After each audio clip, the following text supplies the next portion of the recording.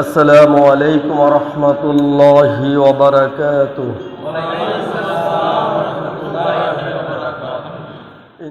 أعوذ بالله من الشيطان الرجيم.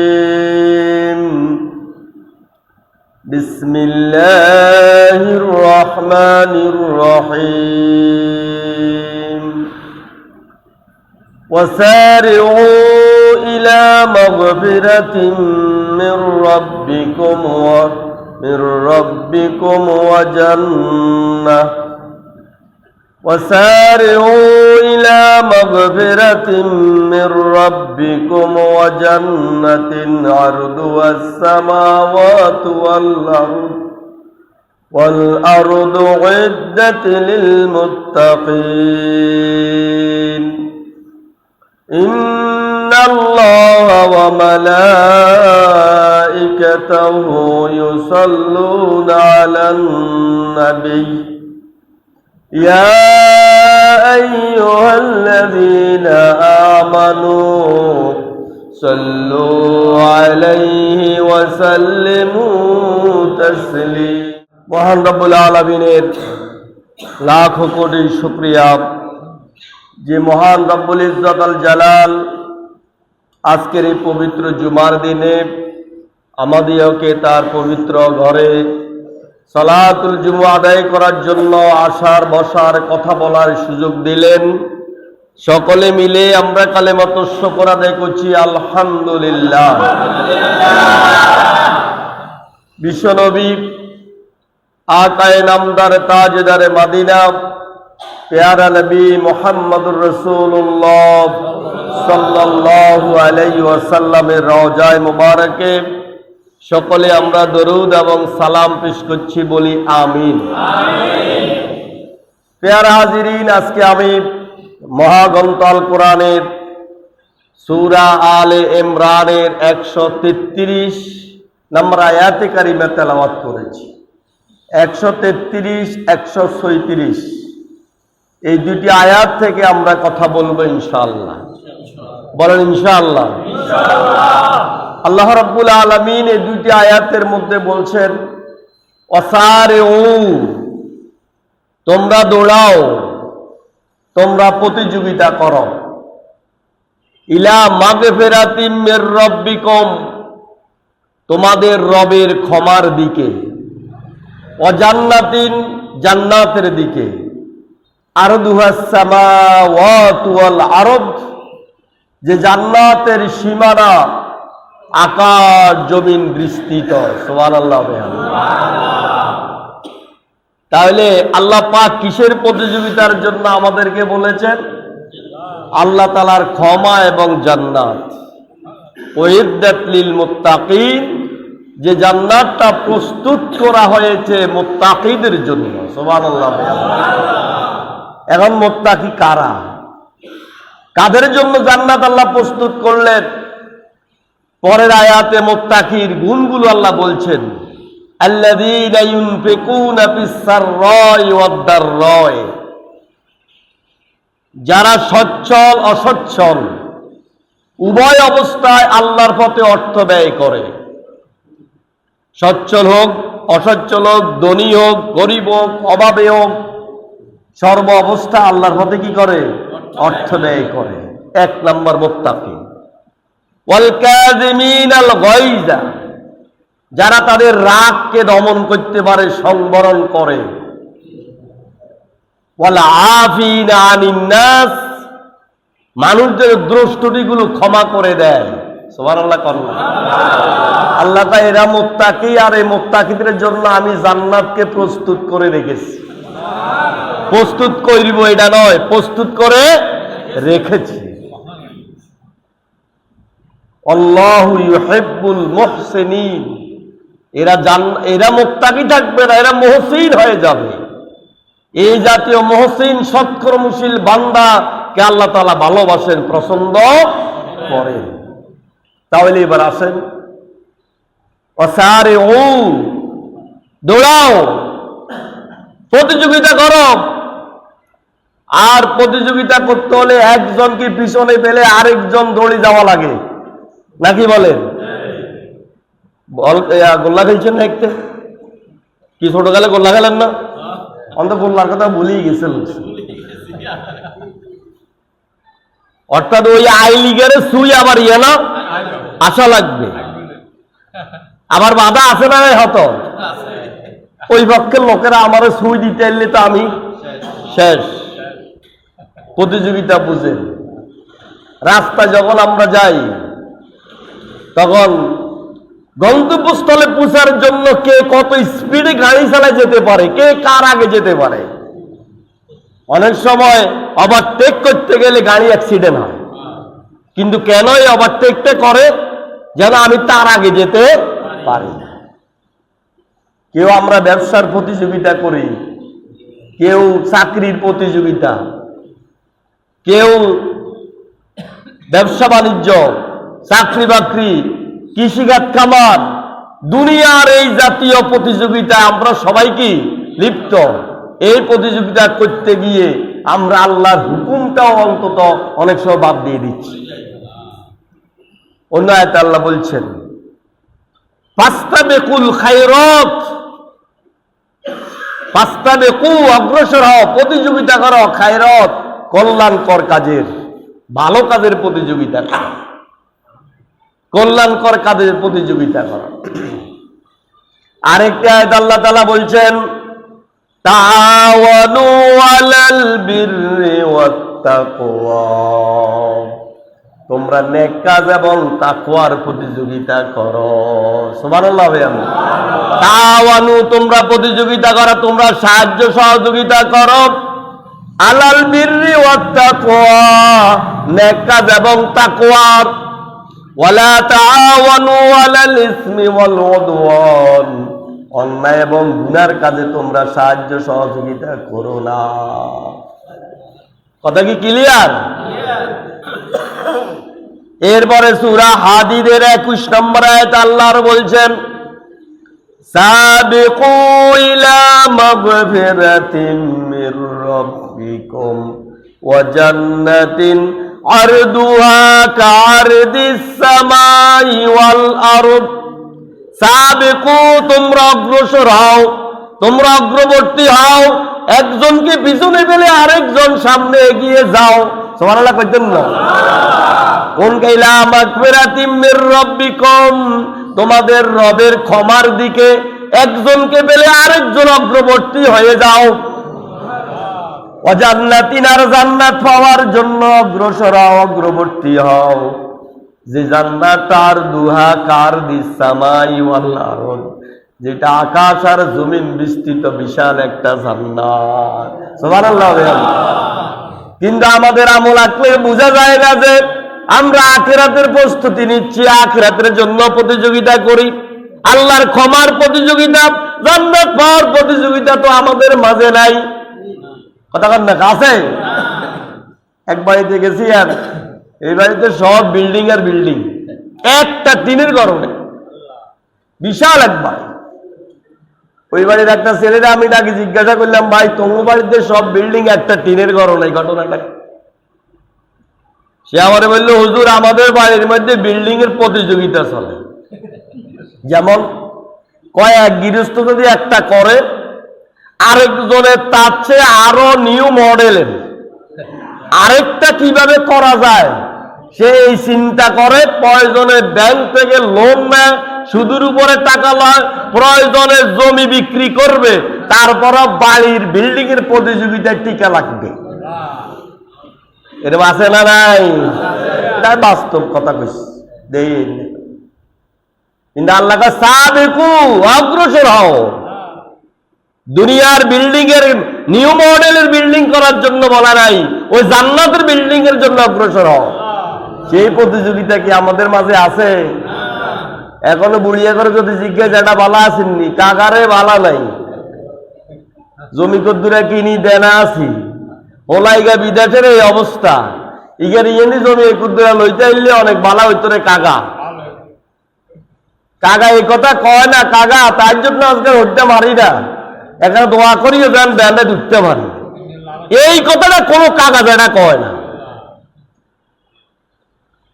আর মনে আল্লাহ আল্লাহকে একমত দিন। আর আর শুধু দেহ রফিকুল আনসারী যে বলে যেটারে দেয়া হইলে জিজ্ঞাইলে আরে কাকা খাইতে পারি না, খাইতে পারি না, শুধু এই চিন্তা, এই কথা কয় না। আলহামদুলিল্লাহ, আল্লাহ ভালো রাখছে। খাইতে পারি না, অসুখ, এইদিন ছাড়া মানুষের মুখে আর কিছু নেই। অথবা দুনিয়াতে আর এক জায়গা যারা দেখবেন শুধু জায়গা জমির হিসাব। ওমা এই কিছু বুড়িয়া আছে, আনারা বুড়িয়া, আনারা না, কিছু বুড়িয়া আছে প্রত্যেকটা সময়ে দলিল একার বগল তলা করি করি আনে। হেতে উড়ার দুনিয়ার সব মানুষজন জমি আনাস এটা তোলাইব 2 করার লাই মামলা করি 8 করার টিয়াঠাস অন্ত ওই 2 করার রায় হয় না। আমার কথা কয় না, এর বুড়িয়া আছে না নাই? ইঞ্চি ইঞ্চি বাদ করিব, মাপার সময় 1টা ইঞ্চি, এই যে মাপে যে দেখবেন যেভাবে ধরে 1 ইঞ্চিরও কারো চাইতো না। কিন্তু আপনি যে 3.5 হাত লই যাইবেন এই ইয়া তো নাই, চিন্তা আছে আপনি যে 3.5 হাত লই যাইতে নেবেন। আঙ্গন নেমাতুর হাটারি বাড়ি ইব্রাহিম হাটারিরা অনেকে চিনবেন। গত জুমাবারে তিনি ইন্তেকাল করেছেন। জোয়াত ইয়া মানুষ, সুস্থ মানুষ।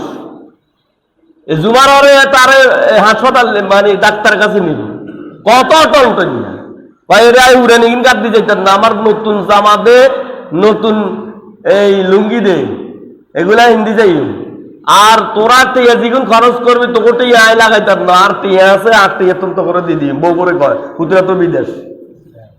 এ কথাবার্তা কই আয় তোকে টিয়া দিই। দেখেন কিন্তু সিএনজি উঠতে পারে না, দুজনে মিলে উঠেছে। সিএনজি বসার সাথে সাথে উপরের দিকে তাকাই শুধু এই নিঃশব্দে হালাইছে, লগে লগে শেষ। কথা বুঝেন না? তোমরা আইতে দিও দিতে পারছে, কিন্তু আমরা তো প্রতিযোগিতা দুনিয়ার জন্য করছি। 1 কলা, 1/2 কলা, 1 ইঞ্চি, 1টা গাছ, ভাই ভাই মারামারি, ভাই ভাই মামলা, এগুলো দুনিয়ার প্রতিযোগিতা। আর আল্লাহ সাবিকু ইলা মাগফিরাতিম মির রাব্বিকুম ওয়া জান্নাহ, তোমার রবের ক্ষমার জন্য আর জান্নাতের জন্য প্রতিযোগিতা করে অগ্রসর হও। কে কারে পিছনে পেলে আল্লাহর ক্ষমা আগে পাইবা, সেই প্রতিযোগিতা করো। করতে রাজি আছেন? সেই প্রতিযোগিতা করতে হইলে আমল, আখলাক, 5 ওয়াক্ত নামাজ জামাতে পড়া, তাহাজ্জুদ নামাজ পড়া, কোরআন তেলাওয়াত করা, নেক আমলের প্রতিযোগিতা যত বেশি বাড়বে তত বেশি আল্লাহর ক্ষমা আসবে ইনশাআল্লাহ। সেটা কেমন জান্নাত? আরদুহা কারদিস সামাই ওয়াল আরদ, আকাশ জমিন বিস্তৃত ওই জান্নাতের প্রতিযোগিতা করো। আল্লাহ আমাদের করার তাওফিক দান করুন, বলেন আমিন। এবার আসেন, আল্লাহ যে বলছে আসারিউ ইলা মাগফিরাতিম মির রাব্বিকুম, তোমাদের রবের ক্ষমার দিকে দৌড়াও। এ ক্ষমা মানে কি? মাগফিরাত মানে ক্ষমা, ক্ষমার পরে বলছে জান্নাত। ভালো করে খেয়াল করবে, আগে বলছে ক্ষমা, তারপরে বলছে কি জান্নাত। তার মানে আল্লাহ যদি একজন বান্দারে ক্ষমা করে দেয় তাহলে তার জান্নাতে যাওয়া কি সহজ, মানে ইজি, জান্নাতে যাইবে সে। আল্লাহ মাফ করে দেওয়া তো কি জান্নাতে যাওয়া। এখন তাফসীরবিদেরা এই মাগফিরাত ক্ষমার অনেকগুলো অর্থ করেছেন। ক্ষমা মানে কি? মাগফিরাতের সকল মুফাসসির একমত, এখানে মাগফিরাতুন মানে সৎ কাজ, নেক কাজ। এখন কোন ধরনের নেক কাজ? হযরত আলী রাদিয়াল্লাহু তাআলা আনহু বলেন মাগফিরাত মানে নেক কাজ, আর নেক কাজ মানে কর্তব্য পরায়ণ, দায়িত্ব পালন। আল্লাহর পক্ষ থেকে তোমার উপরে যে দায়িত্ব অর্পণ করা হয়েছে, যে কর্তব্য দেওয়া হয়েছে, সেটা পালন করাই হচ্ছে মাগফিরাত। সুবহানাল্লাহ। হযরত ইবনে আব্বাস রাদিয়াল্লাহু তাআলা আনহু, যিনি রইসুল মুফাসসিরিন, সকল মুফাসসিরদের যিনি হেড ছিলেন, আব্দুল্লাহ ইবনে আব্বাস রাদিয়াল্লাহু তাআলা আনহু বলেন, মাগফিরাত মানে হচ্ছে ইসলাম, আর ইসলাম মানে হচ্ছে পুরা জিন্দেগি ইসলামের অনুশাসন মেনে চলা। সুবহানাল্লাহ। কোন তো দেখি আমরা কি পুরা জিন্দেগি ইসলামের অনুশাসনে আছি না? কেউ 20% আছে, কেউ 30%, কেউ 10%, কেউ 5%, কেউ 80%। 100% ইসলাম পালন করেন না লোক টোকাইলে কত লাখে একজন পাওয়া যাবে আল্লাহ ভালো জানে। আমরা আল্লাহকে একমত না আর না মনে ইয়ালে আল্লাহ কইছে, ইয়া আইয়ুহাল্লাযীনা আমানু দুখুলু ফিস সিলমি কাফা, হে ঈমানদারগণ পরিপূর্ণ ইসলামে প্রবেশ করো। আর আফাতুমিনুনা বিবাদিল কিতাবি ওয়া তাকফুরুনা বিবাদ, ইসলামের একটা অংশ তুমি মানো আর একটা অংশকে অস্বীকার করো। এই সংখ্যার মুসলমানই এখন বেশি।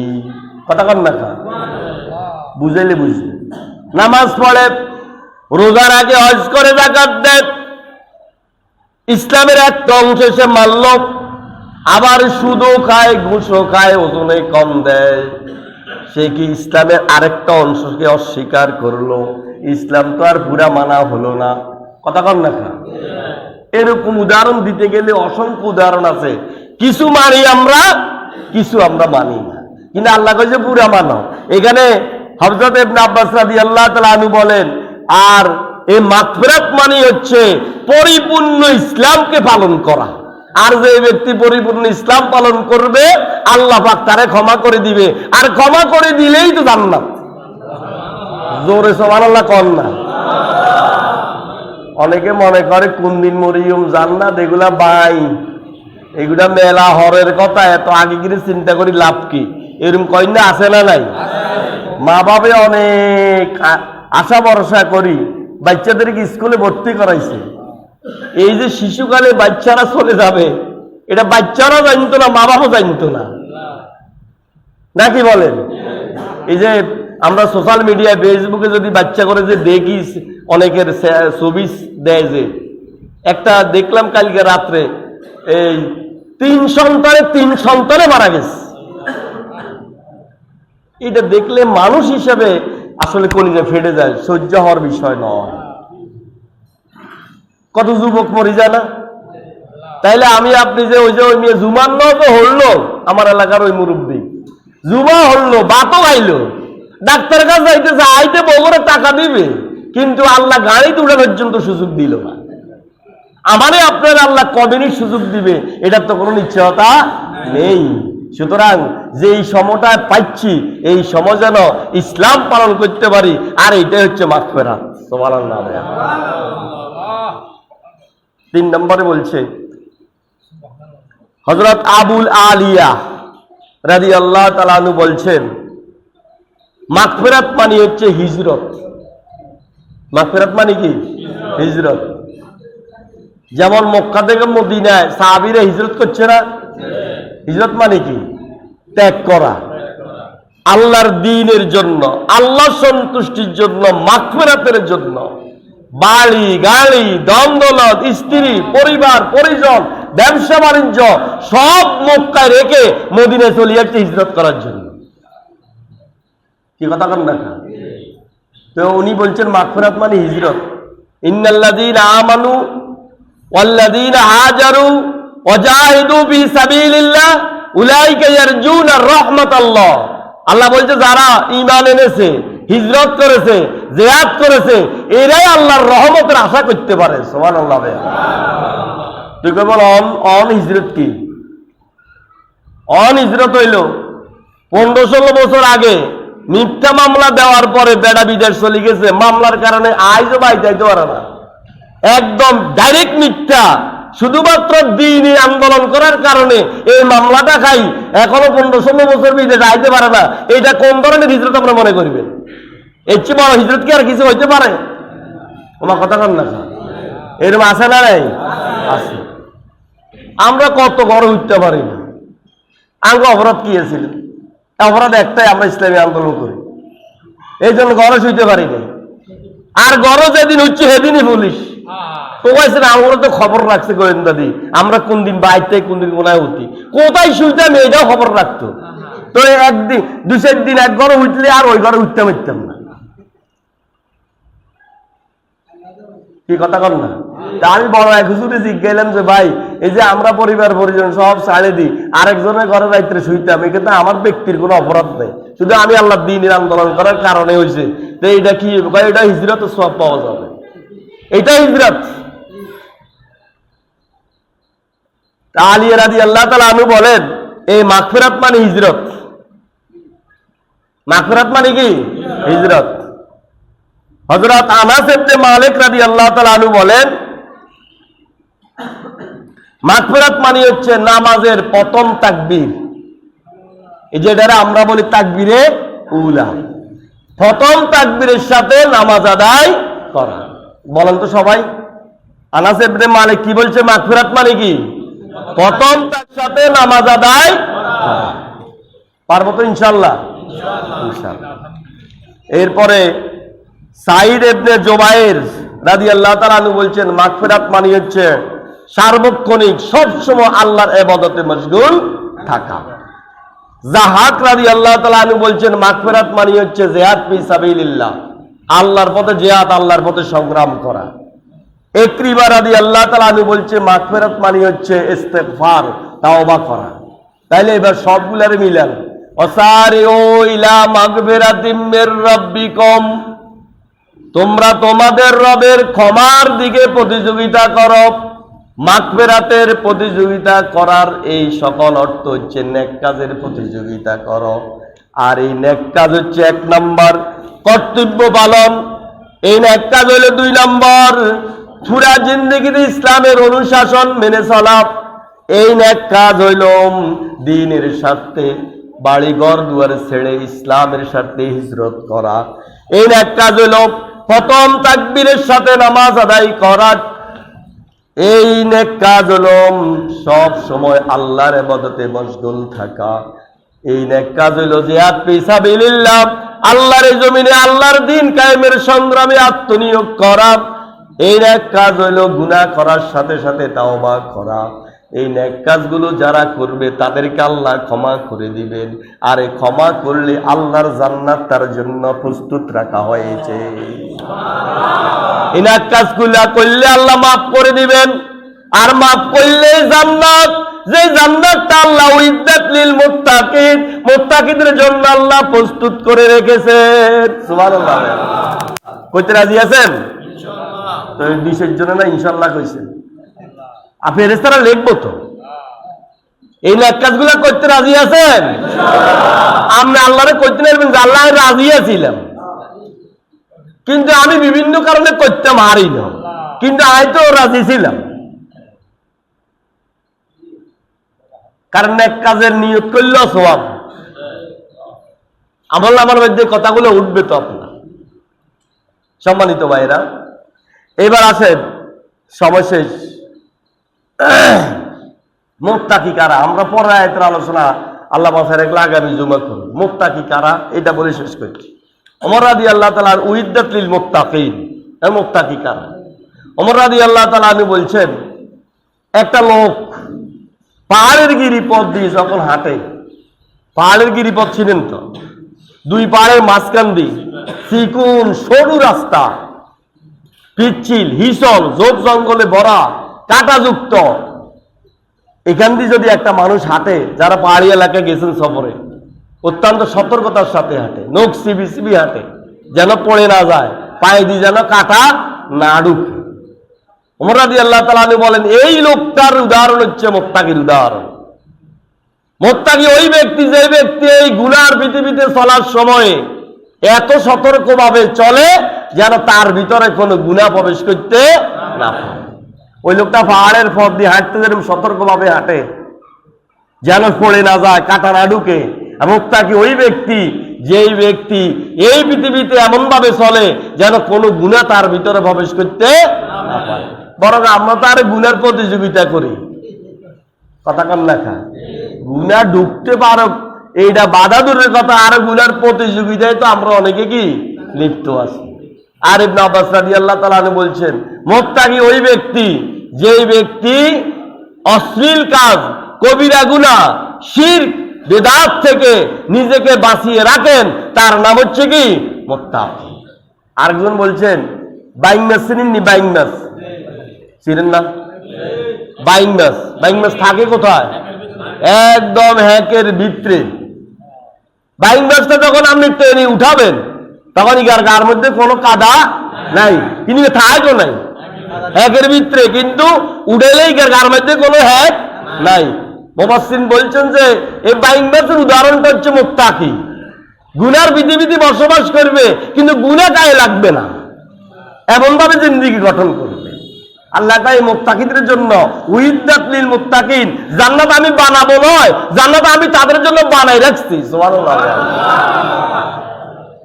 এরপরে আয়াতে আরো 3টা গুণের কথা বলছি, চমৎকার কথা আছে। আগামী জুমা আল্লাহ বাসায় রাখলে আমরা বলবো ইনশাআল্লাহ। আল্লাহ রাব্বুল আলামিন আমাদেরকে এই আল্লাহর এই নেক কাজগুলোর প্রতিযোগিতা, জান্নাত পাওয়ার প্রতিযোগিতা যেন আমরা জিন্দেগি গঠন করতে পারি, সেই তৌফিক দান করুন। আমিন।